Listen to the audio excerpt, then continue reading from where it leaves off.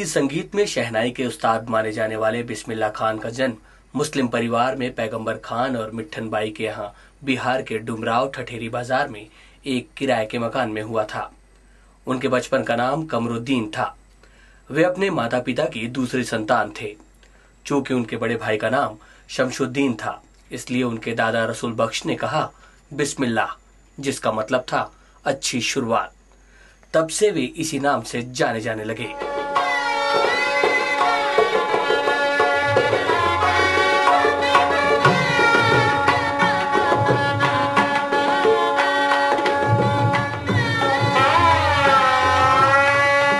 उनके खानदान के लोग दरबारी राग बजाने में माहिर थे, जो बिहार की भोजपुर रियासत में अपने संगीत का हुनर दिखाने के लिए अक्सर जाया करते थे। उनके पिता बिहार की डुमराव रियासत में महाराजा केशव प्रसाद सिंह के दरबार में शहनाई बजाया करते थे। 6 साल की उम्र में बिस्मिल्लाह खान अपने पिता के साथ बनारस आ गए। वहां उन्होंने अपने चाचा अली बख्श विलायती से शहनाई बजाना सीखा।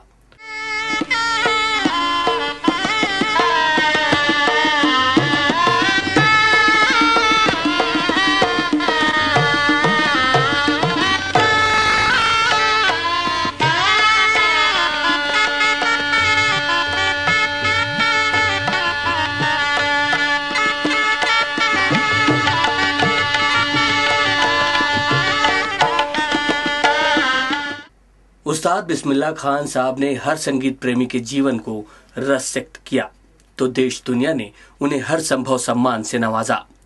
भारत सरकार ने उन्हें अपना सर्वोच्च नागरिक सम्मान भारत रत्न प्रदान किया, तो देश विदेश के अनगिनत श्रोताओं ने अपनी वाहवाह से उनका अभिषेक किया। देश का शायद ही कोई महत्वपूर्ण नगर और दुनिया की शायद ही कोई बड़ी राजधानी हो जहां खान साहब की शहनाई न गूंजी हो।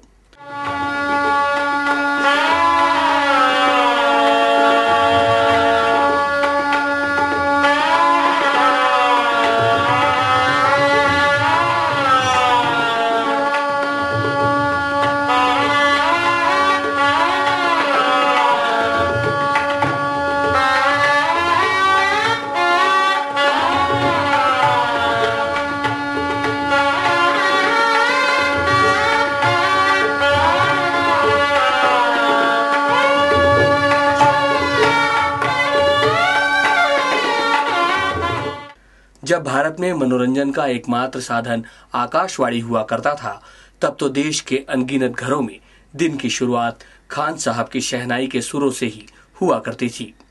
समय बीतने के साथ शहनाई की लोकप्रियता भी बढ़ी। उस्ताद बिस्मिल्लाह खान के लिए संगीत ही सब कुछ था। धर्म जाति की बंदिशों को तोड़कर अपने जीवन को संगीत की धारा में अविरल बहने देने वाले खान साहब का हर अंदाज सबसे अलग था। बिस्मिल्लाह खान शिया मुसलमान थे, फिर भी वे अन्य हिंदुस्तानी संगीतकारों की भांति धार्मिक रीति रिवाजों के प्रबल पक्षधर थे और हिंदू देवी देवता में कोई फर्क नहीं समझते थे।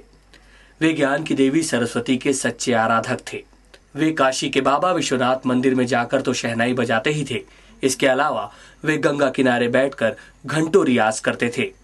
उनकी मान्यता थी कि ऐसा करने से गंगा मैया प्रसन्न होती है।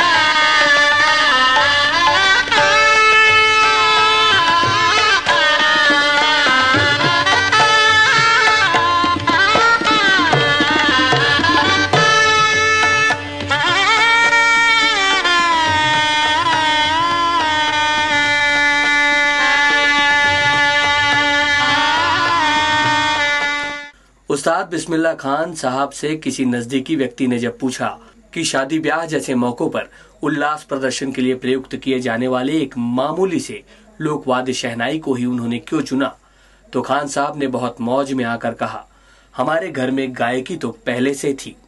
दादा थे, नाना थे, वालिद साहब थे, तो हम गायकी की इस भीड़ से निकलना चाहते थे।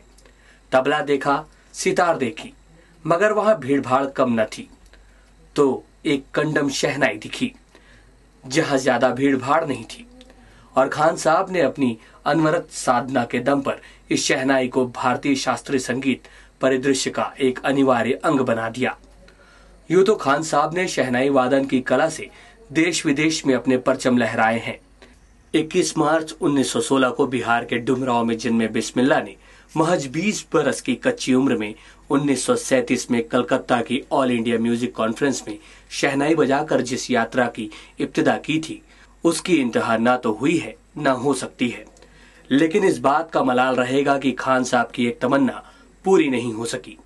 वे इंडिया गेट पर शहनाई बजाने की तमन्ना मन में ही लिए चले गए। 21 अगस्त 2006 वो दिन था जिस दिन भारत देश ने अपना एक रत्न उस्ताद बिस्मिल्लाह खान के रूप में खोया। उस्ताद बिस्मिल्लाह खान भले आज हमारे बीच नहीं है, लेकिन आज भी भारतीय शास्त्रीय संगीत से प्रेम करने वालों के दिल में खान साहब मौजूद हैं और रहेंगे। Bureau report, city news.